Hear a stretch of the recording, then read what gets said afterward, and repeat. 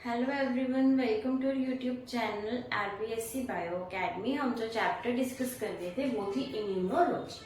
हमने इम्यूनोलॉजी के अंदर क्या स्टार्ट कर लिया था? हम इम्यूनोलॉजी के अंदर पढ़ रहे थे एंटीबॉडी के बारे में। एंटीबॉडी के बारे में पढ़ रहे थे। हमने एंटीबॉडी से रिलेटेड एक चार्ट भी बनाया था जिसके अंदर हमने देखा था टाइप्स ऑफ एंटीबॉडी। तो आज हम उन्हीं टाइप्स ऑफ एंटीबॉडी के बारे में एक एक दो लाइन देखेंगे कि कौन सी एंटीबॉडी कब वर्क आती है, कब उसका काम होता है। ठीक है, तो अगर हम डिस्कस करते हैं, सबसे पहले हम एंटीबॉडी को डिस्कस करते हैं। IgA antibody, immunoglobulin A antibody. अगर हम IgA एंटीबॉडी की बात करें तो ये कौन से फॉर्म के अंदर पाई जाती है? डाइमर फॉर्म के अंदर पाई जाती है, यानी टू एंटीबॉडीज कुछ इस तरीके से आपस में जुड़ी होती हैं। तो ये क्या है? टू एंटीबॉडीज डाइमर फॉर्म के अंदर पाई जाती है। हम कह सकते हैं इसके अंदर कितनी एंटीजन बाइंडिंग साइट है? 4 एंटीजन बाइंडिंग साइट्स यहाँ पर हमें देखने को मिलती है। अगर हम बात करें FAB रीजन की तो 1, 2, 3 एंड 4, तो कितने FAB रीजन्स हो गए? FAB रीजन्स हो गए हमारे पास 4। और अगर हम FC रीजन की बात करें देन 1 एंड 2, तो FC रीजन्स कितने हो गए? FC रीजन्स हो गए यहाँ पे हमारे पास 2। तो हम किसके बारे में बात कर रहे हैं? IgA के बारे में। डाइमर के फॉर्म के अंदर पाई जाती है और इसके अंदर क्या प्रेजेंट होती है? J चैन प्रेजेंट होती है। तो J चैन हमें किसके अंदर देखने को मिलती है? IgM और IgA के अंदर हमें J चैन देखने को मिलती है। अगर हम बात करें कि ये कहाँ पाई जाती है, इसका काम क्या है, तो हमारे टीयर के अंदर, हमारे सलाइवा के अंदर जो एंटीबॉडी प्रेजेंट होती है वो कौन सी एंटीबॉडी प्रेजेंट होती है? IgA एंटीबॉडी प्रेजेंट होती है। और इसका जो सबसे इंपॉर्टेंट फंक्शन आता है वो आता है कोलोस्ट्रम के अंदर प्रेजेंट। कोलोस्ट्रम क्या होता है? फर्स्ट मिल्क, यानी आफ्टर डिलीवरी जो मदर के थ्रू फर्स्ट मिल्क जो बेबी को फीड करवाया जाता है, उस फर्स्ट मिल्क को क्या बोला जाता है? कोलोस्ट्रम कहा जाता है। और इस कोलोस्ट्रम के अंदर क्या प्रेजेंट होती है? IgA एंटीबॉडी प्रेजेंट होती है, जो उस कोलोस्ट्रम के थ्रू मदर से जो न्यू बॉर्न बेबी है उसके अंदर ट्रांसफर हो जाती है। तो इसका जो मेन काम है वो हमें यही याद रखना है, ये बहुत इंपॉर्टेंट है कि कोलोस्ट्रम के अंदर कौन सी एंटीबॉडी प्रेजेंट होती है। तो IgA एंटीबॉडी प्रेजेंट होती है, डाइमर फॉर्म के अंदर प्रेजेंट होती है। जितनी एंटीजन बाइंडिंग साइट्स होंगी उतना ही FAB रीजन्स होंगे। FC रीजन्स उससे हाफ होते हैं हमेशा। J चैन इसके अंदर पाई जाती है टीयर सलाइवा के अंदर, और हम यहाँ पर लिख सकते हैं मिल्क के अंदर भी ये प्रेजेंट होती है। ठीक है, तो ये हमने किसके बारे में बात की? IgA एंटीबॉडी के बारे में बात की। अब हम चलते हैं सेकेंड एंटीबॉडी की तरफ।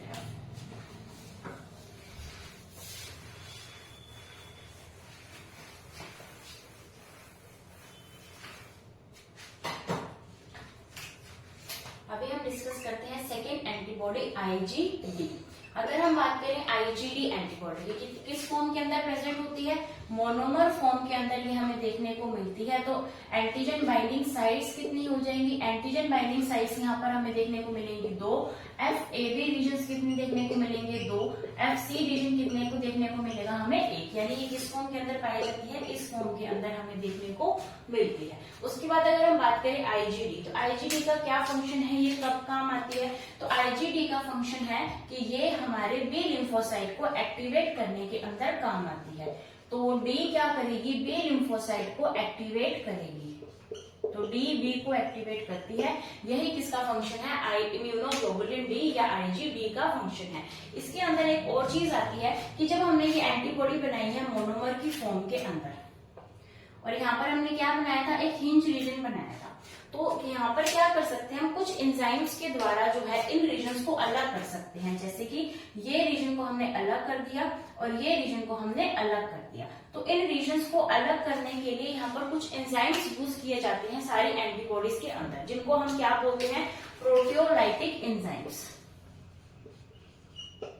Proteolytic enzymes. प्रोटियोलाइटिक एंजाइम्स का क्या काम है? ये एंटीबॉडीज को सेपरेट करने के अंदर काम में आती है। यानी ये यहाँ पर इसको हिंज रीजन के या तो अपर साइड में तोड़ेगी या हिंज रीजन के लोअर साइड में तोड़ेगी। यानी ये चीज इस तरीके की ना होकर ऐसे भी ये टूट सकती है। ठीक है, तो ये प्रोटियोलाइटिक एंजाइम्स के द्वारा एंटीबॉडी को तोड़ा जा सकता है, लेकिन ये प्रोटियोलाइटिक एंजाइम्स जो है वो IgD के ऊपर वर्क नहीं करते। यानी IgD को ये प्रोटियोलाइटिक एंजाइम्स इस तरीके से तोड़ नहीं सकते। बाकी सभी एंटीबॉडीज को ये तोड़ सकते हैं, लेकिन IgD को ये नहीं तोड़ सकते। तो ये इसके अंदर एक स्पेशल पॉइंट हमारे सामने आता है। फिर हम डिस्कस करते हैं हमारी थर्ड एंटीबॉडी IgE एंटीबॉडी।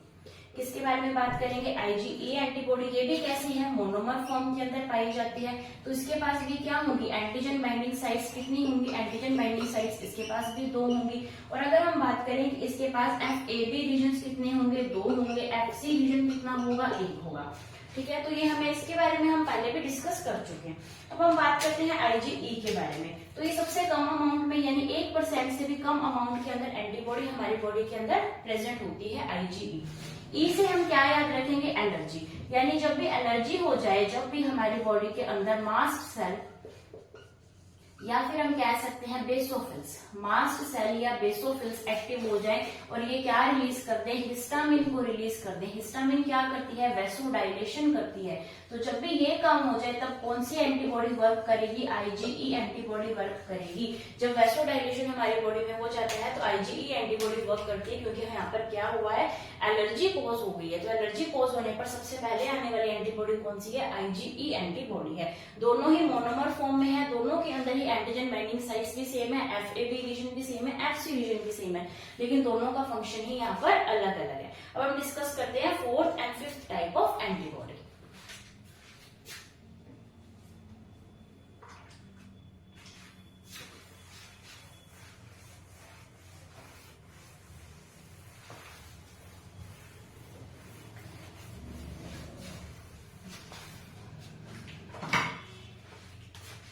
बात करते हैं 4th type of antibody, IgM antibody. हम बात कर रहे हैं आईजीएम एंटीबॉडी के बारे में।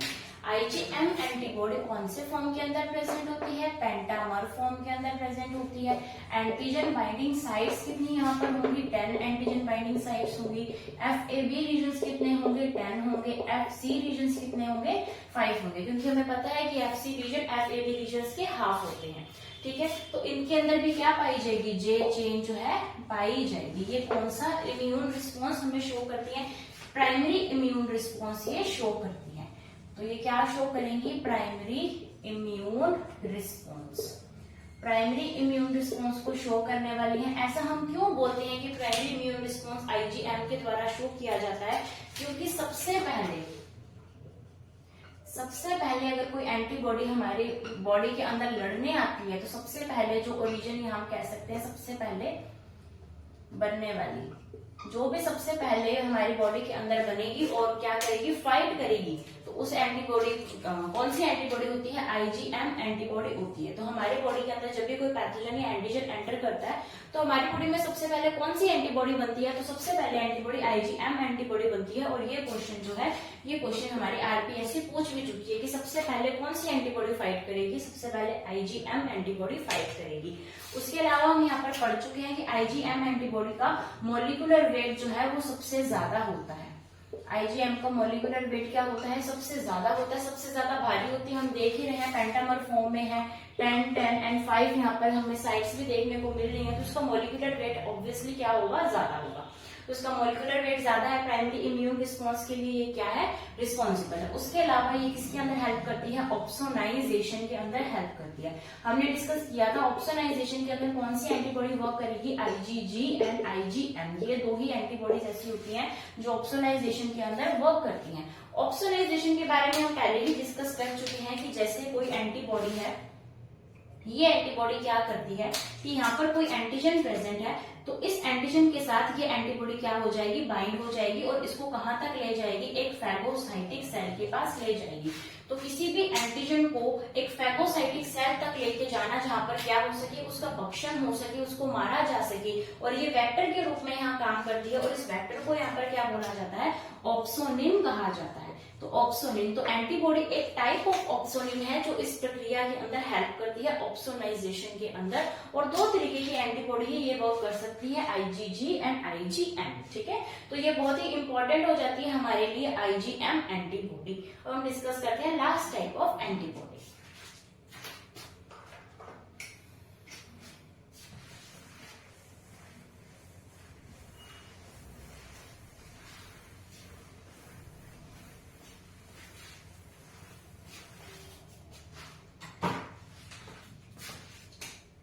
हमारी लास्ट टाइप ऑफ एंटीबॉडी है आईजीजी एंटीबॉडी।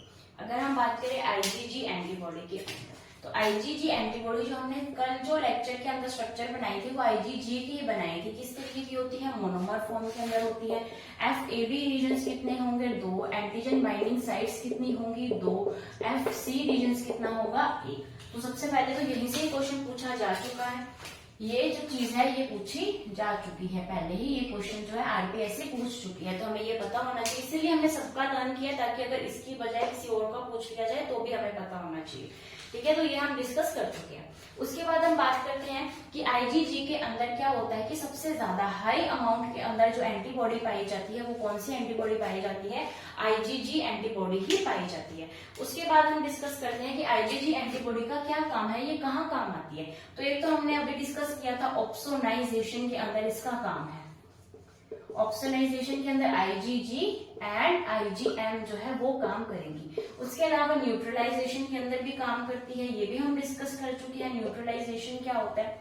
तो न्यूट्रलाइजेशन के अंदर भी ये काम करती है, ऑप्सोनाइजेशन के अंदर भी काम करती है। उसके अलावा प्लेसेंटा को पार करने वाली, प्लेसेंटा के थ्रू फीटस के पास इम्यूनिटी पहुंचाने का काम कौन सी करती है? ये काम करती है आईजीजी एंटीबॉडी। और ये बहुत ही इंपॉर्टेंट हो जाता है किसके बारे में कि ये प्लेसेंटा को पास कर सकती है। ऐसी कौन सी एंटीबॉडी है जो प्लेसेंटा को पास कर सकती है? तो वो एंटीबॉडी है आईजीजी एंटीबॉडी। और ये बहुत ही इंपॉर्टेंट लाइन है क्योंकि यहाँ से क्वेश्चन बन सकता है प्लेसेंटा को पास करने वाली। तो यहाँ पर ये एंटीबॉडी पास कर ली, तो हमने इसको कौन सी इम्यूनिटी कहा था? पैसिव इम्यूनिटी का ये एग्जाम्पल है हमारे सामने की जब एक एंटीबॉडी डायरेक्टली किसी को दी जाती है तो उसे क्या बोला जाता है? पैसिव इम्यूनिटी कहा जाता है। ठीक है, अभी हम आगे चलते हैं।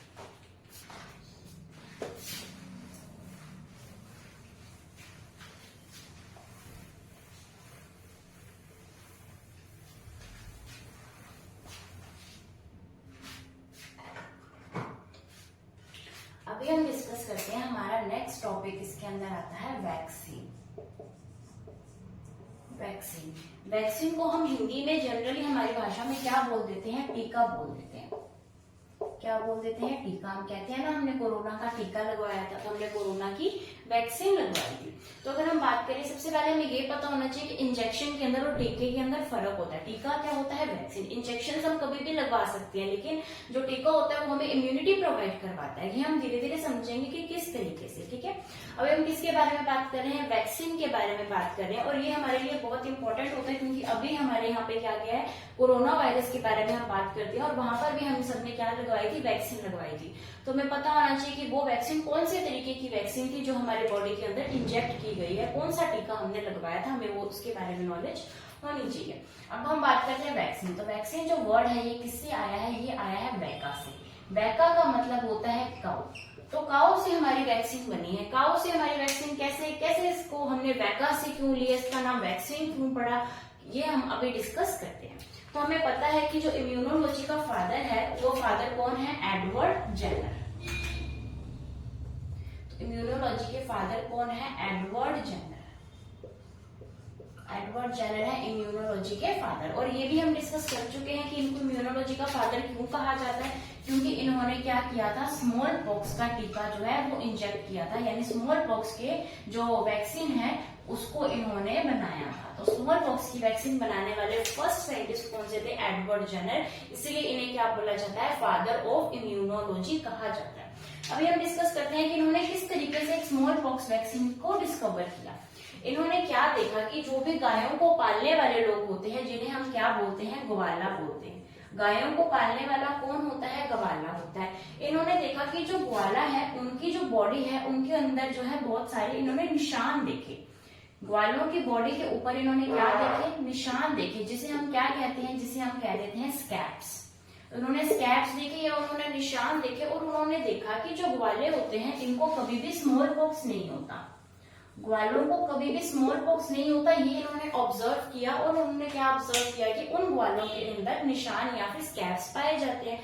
फिर उन्होंने क्या किया कि इस निशान या फिर इस स्कैब से उन्होंने कुछ मटेरियल को इकट्ठा किया, कुछ सब्सटेंसेस निकाले, कुछ चीजें निकाली इस स्कैब या इस निशान से। और इस मटेरियल को, इन सब्सटेंसेस को इसने क्या किया? इसको एक 8 साल के बच्चे के अंदर इंजेक्ट कर दिया। तो 8 ईयर ओल्ड जो चाइल्ड था उसके अंदर इन्होंने इस मटेरियल को क्या कर दिया, इंजेक्ट कर दिया। जब इन्होंने इसके अंदर इसको इंजेक्ट किया और इसको क्या दिया, यहाँ पर इसको यहाँ पर वायरस दिया, कौन सा, स्मॉल पॉक्स वाला। तो यहाँ पर स्मॉल पॉक्स वाला वायरस इसको दिया गया और 8 साल के बच्चे के अंदर इन्होंने इस मटेरियल को इंजेक्ट कर दिया। तो फिर उन्होंने देखा कि इस बच्चे के अंदर जो है वो स्मॉल पॉक्स नहीं होता।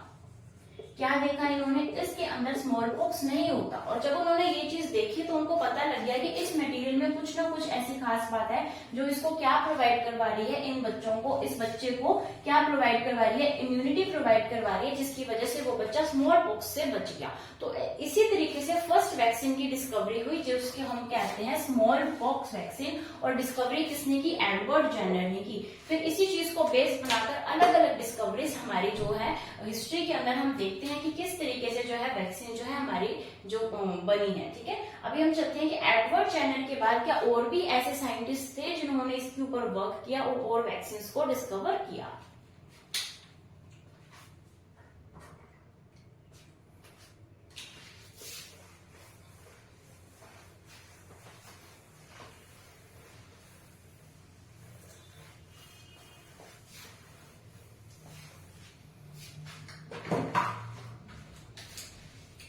ये समझ गए होंगे कि इसको काऊ से कैसे लिया गया, क्योंकि ये किसके अंदर खोजा गया था, ग्वाले के अंदर। जो काऊ को पालने वाले लोग होते हैं उन्हें क्या बोला जाता है, ग्वाला। इसीलिए ये वैका हमने यहाँ से लिया है। ठीक है, उसके बाद हम बात करते हैं एडवर्ड जेनर के बाद हम किसके बारे में बात करते हैं, लुईस पाश्चर के बारे में। तो लुईस पाश्चर ने भी बहुत यहाँ पर इंपॉर्टेंट रोल प्ले किया, क्योंकि इन्होंने भी क्या बनाई, वैक्सीन बनाई। लेकिन इन्होंने वैक्सीन किसकी बनाई, इन्होंने 3 वैक्सीन बनाई। कौन कौन सी 3 वैक्सीन बनाई, इन्होंने बनाई कार। लुईस पाश्चर ने क्या बनाई, कार। सी का मतलब है यहाँ पर कोलेरा, सी का मतलब है कोलेरा, ए का मतलब है यहाँ पर एंथ्रेक्स एंड आर का मतलब है यहाँ पर रेबीज। तो इन्होंने क्या बनाई, इन्होंने कार की वैक्सीन बनाई। तो ये याद करना हमारे लिए इजी हो जाएगा। कार की वैक्सीन इन्होंने बनाई, कोलेरा, एंथ्रेक्स और रेबीज। तो इनका भी इंपॉर्टेंट रोल है किसके अंदर, इस वैक्सीन को बनाने के अंदर, इस इम्यूनोलॉजी के अंदर। ठीक है, उसके बाद यहाँ पर हमारे पास आते हैं एक और साइंटिस्ट जिनका नाम है वॉन बेरिंग। क्या नाम आता है, वॉन बेरिंग नाम आता है। वॉन बेरिंग जो है इनको बोला जाता है father of passive immunity, father of passive immunity, क्योंकि इन्होंने किसके ऊपर वर्क किया था, पैसिव इम्यूनिटी के ऊपर वर्क किया था। तो फादर ऑफ इम्यूनिटी की अगर हम बात करेंगे तो हम एडवर्ड जेनर को बोलेंगे, लेकिन अगर यहाँ पर पैसिव लिखा हुआ आ जाए तो हमारा आंसर क्या चला जाएगा, वॉन बेरिंग चला जाएगा। इन्होंने भी क्या किया था, पैसिव इम्यूनिटी के ऊपर बहुत वर्क किया था। ठीक है, अभी हमने किसके बारे में बात की, सारी वैक्सीन के बारे में बात की। अगर हम बात करें वैक्सीन को, अगर हम अभी तक हमने इसकी हिस्ट्री के बारे में बात की है, तो अगर हम डिस्कस करें वैक्सीन, वैक्सीन आखिर होती क्या है, हम इसके बारे में डिस्कस करते हैं। वैक्सीन जो है वो मेनली किससे रिलेटेड होती है, एक्टिव इम्यूनिटी से रिलेटेड होती है। वैक्सीन एक्टिव इम्यूनिटी से रिलेटेड है। अगर हम एक्टिव इम्यूनिटी की बात करें तो एक्टिव इम्यूनिटी के अंदर क्या दिया जाता है, कुछ किल्ड कह सकते हैं, या हम कह सकते हैं कि वीक पैथोजेंस या फिर एंटीजेंस को बॉडी के अंदर एंटर करवाया जाता है। कुछ किल्ड, कुछ वीक पैथोजेंस या एंटीजेंस को बॉडी के अंदर एंटर करवाया जाता है और बॉडी इसके रिस्पॉन्स में क्या बनाती है, एंटीबॉडीज बनाती है। और इस एंटीबॉडीज बनाने के साथ साथ यहाँ पर क्या बनते हैं, मेमोरी सेल्स बनते हैं। तो इसका जो मेन फंक्शन है, मेन जो ये रिलेटेड है, ये इस मेमोरी सेल से ही रिलेटेड है, क्योंकि यहाँ पर क्या किया जाता है, वीक या किल्ड एंटीजन को जब एंटर करवाया गया उसने एंटीबॉडीज बनाई प्लस मेमोरी सेल्स बनाई। जब इन्होंने एंटीबॉडीज बनाई तो वो इसको वीक या किल्ड पैथोजन को किल करने के अंदर काम में आ गई। लेकिन जो हमारे पास मेमोरी सेल्स हमारी बॉडी के अंदर बन चुकी है, इन मेमोरी सेल्स ने अपना क्या काम किया कि अगर फ्यूचर में कभी भी ऐसा कोई एंटीजन इनकी बॉडी में एंटर करता है तो ये मेमोरी सेल्स फटाफट उसके अगेंस्ट एंटीबॉडीज बनाकर उसको खत्म कर सकती हैं। यानी ये मेमोरी सेल्स क्या करेंगी, बहुत ही एक्सीलरेटेड तरीके से काम करेंगी, एक एक्सीलरेटेड रिस्पॉन्स करेंगी, इतनी जल्दी रिस्पॉन्ड करेंगी जैसे कि ये हमारी बॉडी में कोई ज्यादा नुकसान ना पहुंचा पाए। यानी जब सेकेंड टाइम पे कोई एंटीजन या पैथोजन हमारी बॉडी पे आए तो वो हमारी बॉडी को नुकसान पहुंचाने से पहले ही मेमोरी सेल एक एक्सीलरेटेड तरीके से रिस्पॉन्ड करेंगी और उस एंटीजन को या पैथोजन को मार देंगी। तो ये क्या काम है, ये प्रॉपर अगर हम कहें वैक्सीन का कंप्लीट कॉन्सेप्ट यही है कि एंटीजन को बॉडी के अंदर डालना। तो अगर मैं बोलूं कि वैक्सीन क्या है, वैक्सीन एंटीजन ही है, वैक्सीन पैथोजन ही है, लेकिन उस पैथोजन को क्या कर दिया गया है, वीक कर दिया गया है, उसका इफेक्ट बहुत ही खत्म कर दिया गया है, फिर उसको बॉडी में एंटर करवाकर क्या बनाई जाती है, एंटीबॉडीज, एंड इस मेमोरी सेल्स को किया जाता है। अगर मैं इसी एंटीबॉडीज को आइसोलेट करूं, हमारे सामने क्या बनी है अभी, antibodies plus memory cell. Memory cell काम में आती, लेकिन अब किसी के अंदर ये एंटीबॉडीज बन गई, मैं इस एंटीबॉडीज को आइसोलेट करूं और इस एंटीबॉडी को कल्चर करके मैं किसी और के अंदर डाल दूं, या मैं इसको क्या कर दूं, किसी भी और बॉडी के अंदर डाल दूं, तो उस बॉडी के अंदर वो किस तरीके की हमारे सामने इम्यूनिटी आ जाएगी, वो आ जाएगी पैसिव इम्यूनिटी। तो यही काम किसने किया था, इस वॉन बेरिंग ने किया था, कि जब किसी एंटीजन को एंटर करवाया तो उसके अंदर बनने वाली जो एंटीबॉडीज थी, उन्होंने इस एंटीबॉडीज को आइसोलेट करके फिर इसकी क्या बना दी, वैक्सीन बना दी। तो इन्होंने पैसिव इम्यूनिटी पर कुछ इस तरीके से वर्क किया था।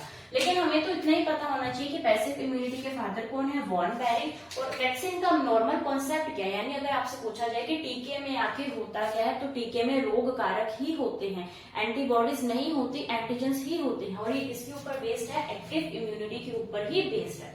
अभी हम देखते हैं types of vaccine.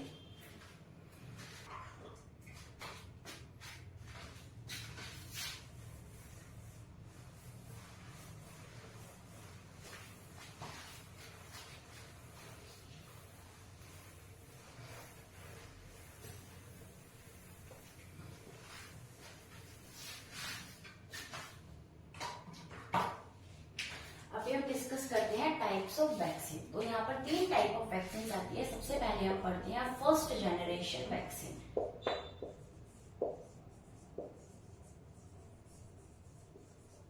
First generation vaccine के बारे में हम बात करते हैं। तो जो फर्स्ट जनरेशन वैक्सीन हैं, इनके अंदर क्या किया जाता था कि जो एंटीजन है वो कंप्लीटली एंटर करवा दिया जाता था, यानी कोई भी एंटीजन है उसको कंप्लीट एंटीजन को बॉडी के अंदर एंटर करवा देना इनएक्टिव फॉर्म के अंदर या वीक करके, तो उसे क्या बोला जाता है, ऐसी वैक्सीन जब बनाएगी तो उन वैक्सीन को क्या बोला गया, फर्स्ट जनरेशन वैक्सीन। तो अगर हम बात करें इन वैक्सीन की, तो ये कौन कौन सी वैक्सीन फर्स्ट जनरेशन वैक्सीन के तरीके से बनाएंगे।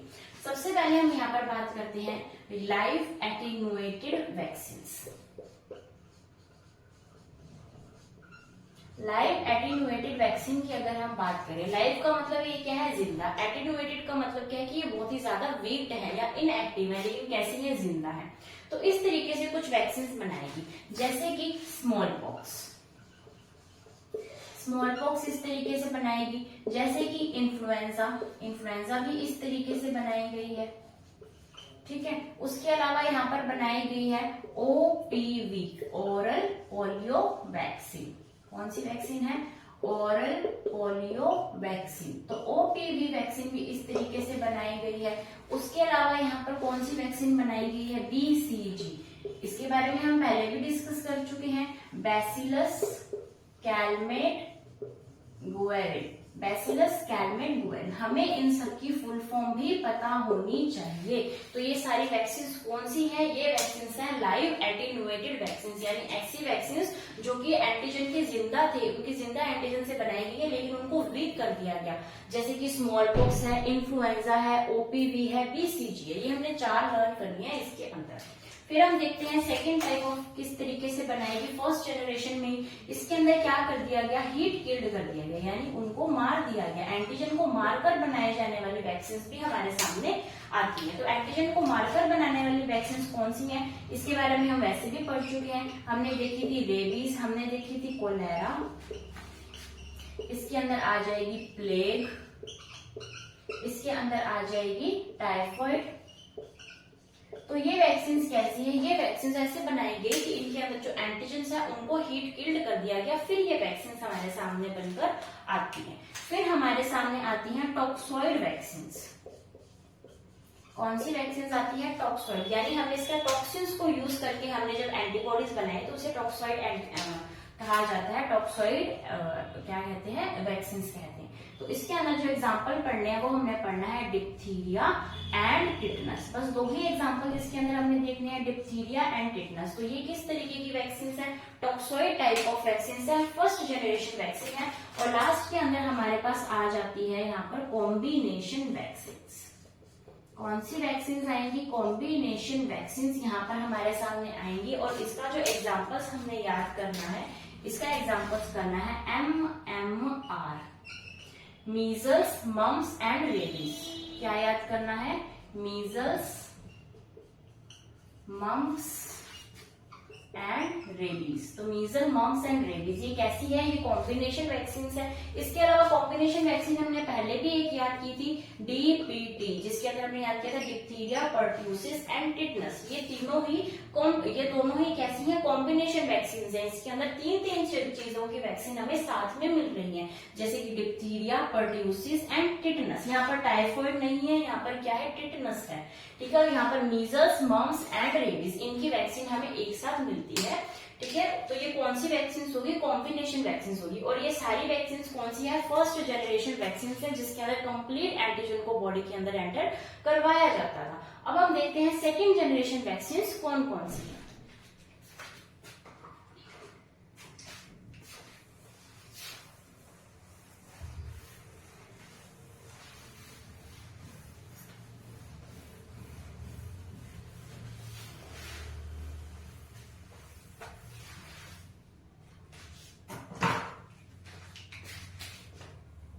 सामने आती है सेकेंड जनरेशन वैक्सीन की। क्या लिखेंगे हम, सेकेंड जनरेशन। सेकेंड जनरेशन के अंदर क्या किया गया, हमने फर्स्ट जनरेशन के अंदर कंप्लीट एंटीजन डाला, लेकिन यहाँ पर क्या किया गया कि हमारे पास कंप्लीट एंटीजन था, उस एंटीजन का एंटीजेनिक पार्ट आइसोलेट किया गया। क्या किया गया, उसका एंटीजेनिक पार्ट जो है सिर्फ वही लगाया। यानी अगर ये हमारे पास एंटीजन है तो इसके अंदर जो एंटीजेनिक पार्ट यानी जो एंटीबॉडीज को रिस्पॉन्ड करने के लिए रिक्वायर्ड है वो पार्ट सिर्फ ये वाला है। तो इसका सिर्फ यही वाला पार्ट क्या किया गया, आइसोलेट किया गया। और फिर इस पार्ट को जेनेटिक इंजीनियरिंग के द्वारा इसको बॉडी के अंदर एंटर करवाया गया। तो यहाँ पर कौन सी चीज का यूज हुआ है, जेनेटिक इंजीनियरिंग का यूज हुआ है। और जेनेटिक इंजीनियरिंग के द्वारा इस एंटीजेनिक पार्ट को ही बॉडी के अंदर लिया गया। तो इसे क्या बोला जाता है, सेकेंड जनरेशन वैक्सीन। और ये जो वैक्सीन है इसके अंदर मेनली जो वैक्सीन हम याद रखते हैं वो आएगी हेपेटाइटिस बी। हेपेटाइटिस बी की वैक्सीन जो है ये मेनली ये होती है। उसके अलावा यहाँ पर हम हर्पीस वायरस की वैक्सीन भी पढ़ लेते हैं। तो हर्पीस वायरस की वैक्सीन भी इसके अंदर आ जाती है, लेकिन इंपॉर्टेंट कौन सी है, हेपेटाइटिस बी वाली। कि हेपेटाइटिस बी की वैक्सीन किस तरीके की वैक्सीन है, सेकेंड जनरेशन वैक्सीन है, जिसके अंदर एंटीजन पार्ट को ही जेनेटिक इंजीनियरिंग के द्वारा बॉडी के अंदर एंटर करवाया जाता है, कंप्लीट एंटीजन को एंटर नहीं करवाया जाता। ठीक है, तो ये कौन सी थी vaccine, second generation vaccine.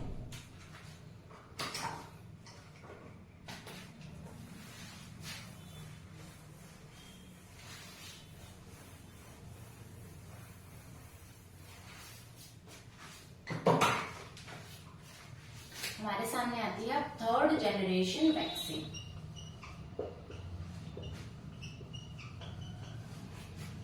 Third generation vaccine, इसे जीन लेवल वैक्सीन भी कहा जाता है। इसके अंदर क्या किया गया, इसके अंदर किया गया कि हमारे पास जो एंटीजन था उस एंटीजन के अंदर जो हमारे रिस्पॉन्ड एंटीबॉडी को रिस्पॉन्ड करने के लिए जो स्पेसिफिक जीन था उस स्पेसिफिक जीन को ही एंटर करवाया गया। यानी यहाँ पर जीन लेवल पर बात हो रही है। पिछली जो हमने सेकेंड जनरेशन देखी थी उस सेकेंड जनरेशन के अंदर क्या था, एंटीजेनिक पार्ट लेवल पर बात हो रही थी, लेकिन यहाँ पर उससे भी डीप हम किसके लेवल पर बात कर रहे हैं, उसकी जीन लेवल पर बात कर रहे हैं। तो जब जीन लेवल के अंदर हमने बात करी उस तरीके से जब हमें इम्यूनिटी प्रोवाइड करवाई जाती है तो उसे थर्ड जनरेशन इम्यूनिटी कहा जाता है। और इसके जो एग्जांपल्स है वो भी हमने दो ही लर्न करने हैं। एक तो हमें याद करना है ल्यूकीमिया की, कि ल्यूकीमिया की वैक्सीन जो बनती है वो इसी तरीके से बनती है, जीन लेवल पर बनती है। और दूसरी वैक्सीन जो हम सब लगवा कर बैठे हैं कोविड वैक्सीन। तो कोविड वैक्सीन किस तरीके की वैक्सीन थी? Covid vaccine 3rd generation vaccine थी जो जीन लेवल पर वर्क करके हमारी बॉडी के अंदर डाली गई है। तो ये हमारे लिए बहुत इंपॉर्टेंट हो जाता है क्योंकि इम्यूनोलॉजी भी हमारे सिलेबस में है और कोविड वैक्सीन जो है ये जनरली पिछले सालों के अंदर बहुत ही फेमस रही है, बहुत पॉपुलर रही है। तो इसलिए हमें यहाँ से ये हमें बिल्कुल पता होना चाहिए कि कोविड वैक्सीन 3rd जनरेशन की वैक्सीन थी। तो इसी के साथ हमारा जो वैक्सीन वाला पार्ट है वो कंप्लीट होता है। अब हम टिश्यू ग्राफ्टिंग के बारे में कल के लेक्चर के अंदर पढ़ेंगे, ठीक है। तब तक आप वीडियो को लाइक कीजिए, शेयर कीजिए, हमारे चैनल को सब्सक्राइब कीजिए और हमारे टेलीग्राम चैनल को ज्वाइन कीजिए। Thank you.